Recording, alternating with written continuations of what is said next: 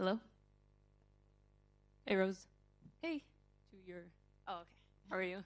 I'm good. How are you? I'm doing good, thank you. Some people were surprised to see you make the move up to flyweight. Is this something you've been thinking about for a while, or was it a spur in the moment? No, I've been thinking about it for a while. Honestly, like when I originally made a bunch of goals for my career early on when I was younger, being a two division champ was kind of like on the end of the list, but it was there. And so, yeah, here we are. And, I think I'm known for surprising people. So, it's just kind of my style. And you haven't competed since May of 2022, so what has the physical transformation been like to flyweight? Yeah, I think just progressively, like early on in my career, I was maybe a smaller strawweight, you would say. And then over time, as I've matured and my body changed, each fight, the cut would get bigger and bigger. And this last fight, I think the fight with Carla, I think that weight cut, I finally had like the sunken in eyes, and you know what I mean, like the thing that most fighters kind of deal with. And I didn't like that. I never really enjoyed cutting weight, anyways. Or I never really liked when people did like those huge cuts. A little bit's okay, but I think I started to see myself kind of going down that path, and yeah, and then it was sort of in the back of my mind anyways. I still didn't really have too much like trouble making weight, I guess. Like it was tough, but I don't think in comparison was it as bad as like most fighters deal with. But I still never liked that. I feel like taking punches when you're it takes a while. I think it takes more than 24 hours to rehydrate your brain after cutting that much water. So to take punches like that, and then your kidneys and everything. So yeah, I forgot the question was, but yeah, I guess. Oh, so I guess the process of me like putting on more, like I just started getting bigger, and like naturally, and then on top of that, once I decided to take, to move up, I lifted more weights. I ate a little bit more. I actually started eating breakfast again. Stopped fasting so much. Like I would fast once a week when I was at strawweight. So and I still fasted a couple times during this camp, but I just kind of just ate a little more and lifted weights more, and I naturally put on like a couple pounds of muscle and maybe a little bit of some juice, a little bit of fat. But no, and then I think, and then naturally as I gotten, closer to this fight, like the weight started just kind of coming off naturally. And with that all being said, is flyweight your permanent home now? Yeah, flyweight. I can't see myself going back down again. That. I don't know. Like now, I'm kind of naturally just walking around at like 135. So, or waking up at 135. So, to go all the way down to 115 would be tough.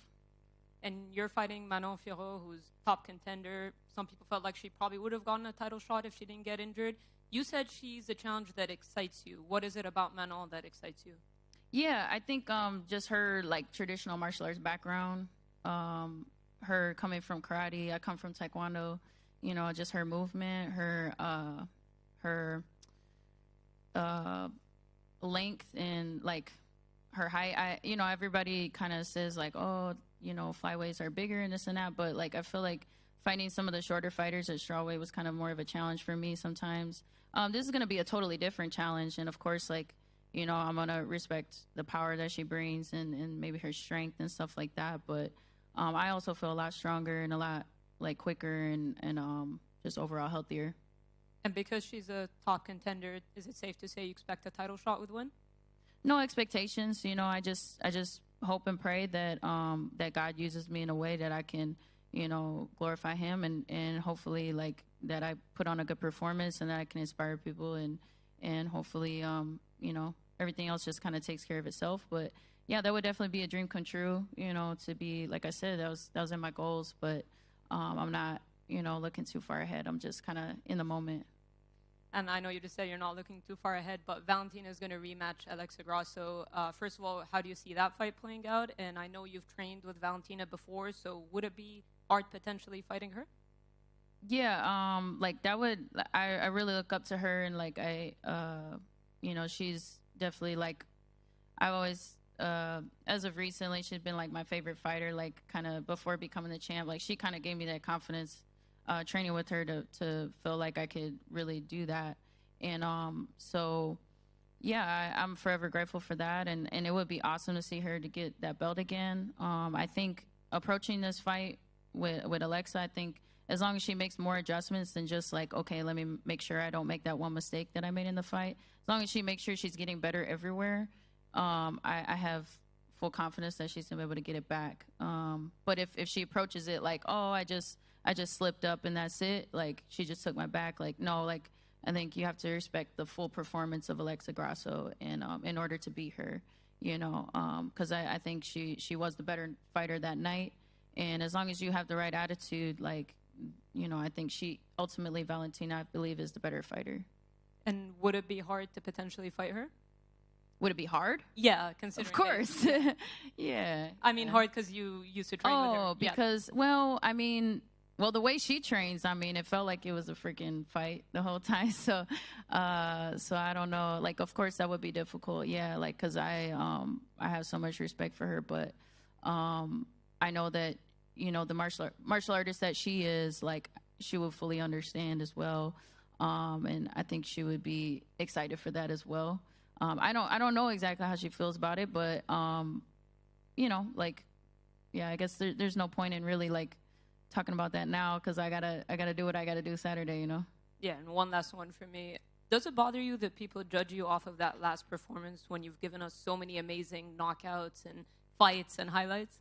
It did at first, but like I kind of deserved it. You know what I mean? Like I was a little bitter. But yeah, like I just had to kind of get out of my feelings a little bit and realize that yeah, like I might have things and challenges that I deal with, but it's that's not anybody else's business, right? So they're just here to be inspired, to be entertained, or to learn something, and that's my job as a martial artist, is to go out there and do my job. And I did my job, but like I definitely could have did a better job. So yeah, it was a process, but yeah. Rose, just one more on that. Did you watch the fight back? And when you did, what did you think of the commentary? Because I remember listening to it that night thinking they were pretty harsh on both of you guys, and they were kind of shitting on it basically. I'm wondering if you had any thoughts on that. No, that was definitely like one of the most boring fights ever. So, but like, yeah, I mean, I don't know. I guess being the fighter, like it feels a little different, when somebody's like, because it's not just a sport for me. It's like it's an art. And so, when somebody critiques your art, you get a little emotional about it. But ultimately, like, that's fair to say what they had to say, because it was really nothing really happened. I just, I was kind of in my feelings about it, because I felt like, okay, it's that there's always this like unspoken thing of like the challenger's got to take it in order to get it, right? But whatever, it's my fault. You said that one of your long-term goals was to win the belt in 2 divisions. When you imagined that, did you think you would still have the title in the other division and do the double champ thing, or did you always know when you moved up you were going to have to move up wholeheartedly and leave the other division behind you? No, I wasn't thinking about any of that. I just, I guess back then I was maybe thinking about like winning that fight and then maybe having one more strawweight or just moving up like after that. So. But I don't know, like, all the logistics that, like, you know what I mean? I wasn't in that position before, so I didn't really think about that. You mentioned that you're feeling stronger and faster. Was that, do you think, able to do that? Because often we hear these guys, people move up, they lose their speed in return for power, right? But do you think because you took a while to slowly transition up, you've managed to keep both? Say that one more time. Do you feel like because you took a while to slowly move up in weight, you feel like you've been able to sort of not lose the speed that you once had? Yeah, I definitely. I also think like I'm healthier too, but also like I'm more mature and like experienced, and I feel like my timing's gotten a lot better. Like I'm doing the things that I would do on accident when I was younger, but I'm actually understanding why I'm doing what I'm doing. So it's like. It's kind of a little bit of everything, being healthier, but also like being more experienced. Mm-hmm. Rose over here. Mm-hmm. It's your first time fighting in Europe. I wonder when did you get to Paris, and how have you adjusted to the time difference? I got to Paris like we flew out Thursday, got here Friday night, and had the weekend to just like sleep a lot. I've been sleeping a lot, so I feel like I'm on a schedule now, and I feel very adjusted. But yeah, I've traveled like in other countries to fight before, and having this extra time definitely was like the right move. And earlier this year, you visited Lithuania. I wonder, what was that experience like for you? Man, that was magical. That was it kind of as a champion like during my last title reign, and even before that, the first one, I always like put a lot of like pressure on myself to try to like do good things for the community or try to like help other people, because like what we do sometimes feels very selfish, and so I never really felt like I had that, like what fruit am I really producing? Like, okay, I'm winning fights, I'm maybe like making some people excited, or providing something, but like I wanted to see the actual fruit like that I was bearing. And so that sitting next to my other grandma on my dad's side, sitting next to her at the documentary premiere of my own documentary, like in the theater with like hundreds of Lithuanians there that were like so happy to see me, and like what I kind of did for them, and just representing that country and everything that country's been through, and acknowledging that history and stuff.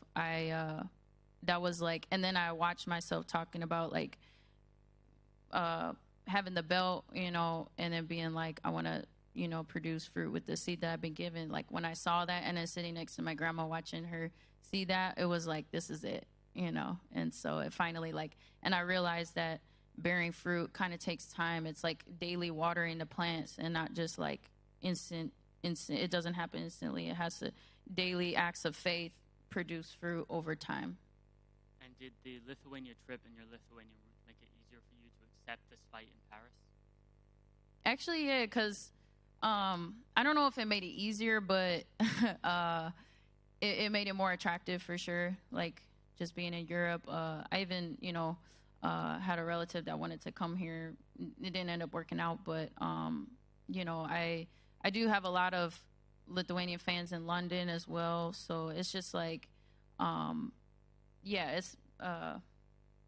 it definitely, even like the city kind of reminds me a little bit of like the capital in Lithuania. So it's cool.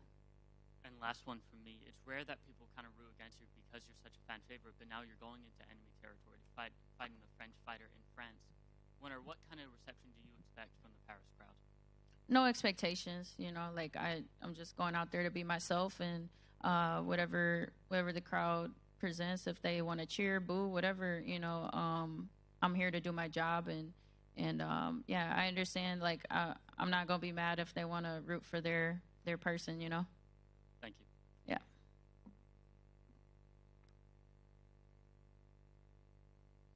Yeah. Hey Rose, welcome to Paris. I have a question from the French audience, because we are live on Twitch right now. They just want to know, what do you consider as the biggest threat from Manon Fiorot game style, fighting style? Yeah, I guess I would say like her the center line, that she she's very linear, and like her kicks and her strikes, I'd say are she's really good at keeping her distance and range. And so basically it comes down to like footwork and timing and range and distance and angles, and so yeah, I'm fully prepared for that, and that's why I really was excited for this matchup, because of like what she brings to the table, her karate background. All right. And considering the fact that you are pretty balanced in your style, you can strike, you can wrestle, you can go on the ground, how do you prepare yourself? Do you see that fight like going into the wrestle when you can have an advantage, or how do you visualize it? I mean, and that's the thing is, I see myself using all of my mixed martial arts skills. You know, I'm not just a striker. I'm not just a grappler. Like I use it all. So I expect there to be a little bit everything in this fight. Even herself, she's pretty well rounded as well. She likes to maybe secure a takedown, you know, a few times in a round. Or if it's a close round, she kind of like does that. So as far as what we've seen, but I'm also like ready for the unexpected too. Like, you know, I'm not gonna say like this is what we've seen from her, so this is all she's gonna do. So, but I expect myself to be, you know, all of mixed martial arts. All right, and last one for me. And with 1 year without fighting, how do you avoid the ring rust and everything, and considering the fact that you're moving up to another weight division? Yeah, I never really believed in ring rust. I always felt like, because I'm always training and I'm always a martial artist. Like if I was just like an athlete or something, like okay, but I'm always in the mindset of like a fight can happen at any moment. So to me, it's like, yeah, and sometimes those long breaks are good to like actually get better, because when you're constantly like in a fight camp, you're a lot of the times just focused on like just you're focused on very specific things rather than just kind of getting better as a whole. All right, thank you. Mm-hmm. Hi, Rose. Mm-hmm. You take a fight. This fight, you have a lot to lose, a lot to win. Do you need this kind of pressure? Is this a new challenge for you? And was it your choice or something someone told you to do? No, this is me. At first, I think even when I first brought up the idea of moving up to to flyweight, it wasn't like instantly like from my team. It wasn't like yeah, let's do it. Like, I mean, not to say they were against it, but it just like I think over time, as I've like naturally kind of put on some size and then like just feeling a little healthier, like it's slowly become like an accepted thing that, oh yeah, like what were we even thinking? Like, yeah, this is definitely the right move. But yeah, this is kind of my idea. And can we say that this fight is a tug move? Yeah, man. Making thug moves all the time. Cool, thank you. Yeah. And good luck.